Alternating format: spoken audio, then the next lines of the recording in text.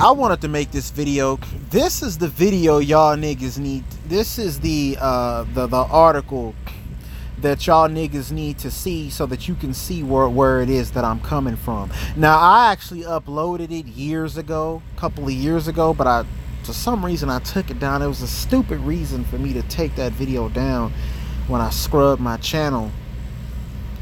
But I'm gonna remake this video because it really is just that pertinent.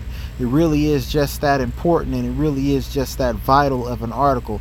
It's by Anjali Injeti. I believe she's Indian. Okay, but it's called, and also Sergeant Willie Pete, or AKA Infinite Wisdom, he's talked a lot about this article in his channel. A lot.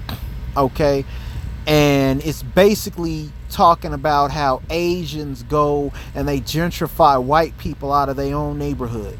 Gentrify, they outcompete white people in the school system. Their kids outcompete them in the school system, and they gentrify the fuck out of them, out of their own shit.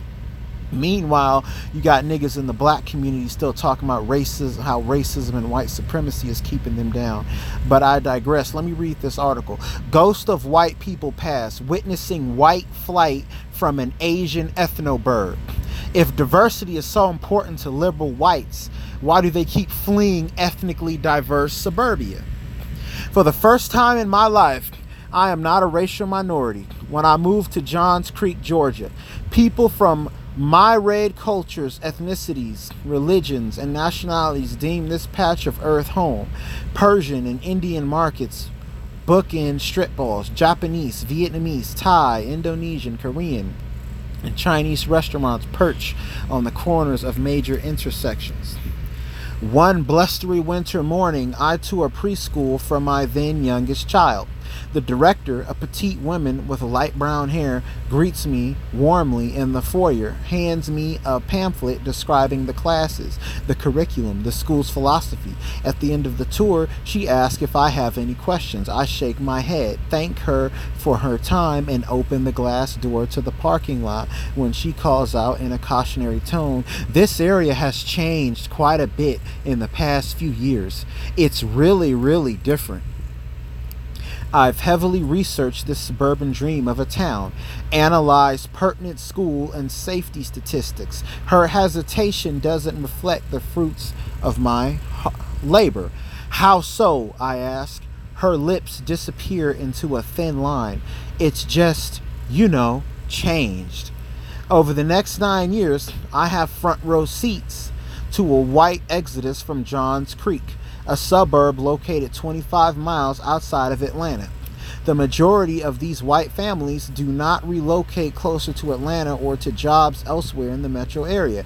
They move across a newly expanded 4-lane road to the adjacent northern county, Forsyth, a stone's throw from their former domiciles. I ask our neighbors point blank, why are they moving?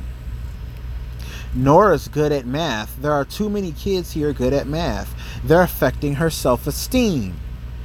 Asian parents take their kids for extra tutoring. It's not fair for the regular kids. The high school is too competitive. My kids won't get into a good college because of all the Asians. I want my children to grow up in the real world. This is not the real world. Okay? In a decade, the white population at our local elementary school plummets from 397 to 195 white students, or from 55% to 23% of the total student body. Our children lose some of their dearest friends. Our parent-teacher association loses valuable leadership. The local middle and high schools tell a similar story. When the subdivisions in our community first opened, white families were among the first to move in. They are among the first to move out, leaving behind brand new homes they built themselves. The paint barely dry. Okay. I bump into former neighbors at the grocery store, the bookstore, the bakery. They tell me how much they save annually in property taxes, but in the same breath admit how many thousands of dollars, sometimes tens of thousands of dollars, they lost in the sales of their homes at the height of a brutal recession. They rave about their new friendly neighborhoods, compliment the stellar academics of their children's new high school, which has the same number of advanced placement courses, the same intense preparatory curricula as the old high school, except it's whiter. White flight from highly concentrated Asian immigrant communities, or ethnoburbs, a term first coined by Wei Li, is nothing new. Take Cupertino, California, a San Francisco suburb of 60,000 residents. Beginning in the late 1980s and early 90s, the small, predominantly white Silicon Valley city birthed thousands of technology firms, which soon brought a wave of Asian immigrants. The region's significant affluence, Cupertino's median annual household income nears $130,000, did not inoculate Cupertino from white flight. Two area high schools, Monte Vista and Lynbrook, experienced precipitous drops in enrolled white students.